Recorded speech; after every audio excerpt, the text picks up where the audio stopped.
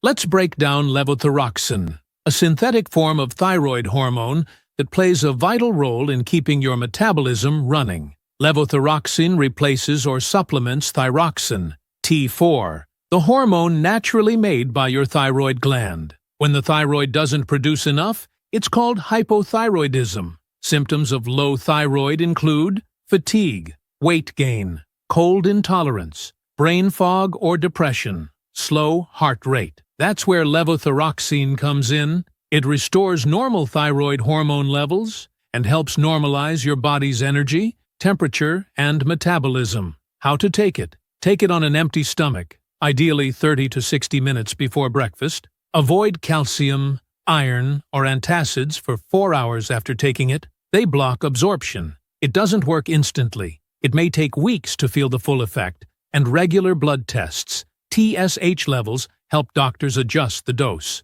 Too much can cause anxiety or irritability, sweating, palpitations, insomnia. Never stop or adjust the dose on your own.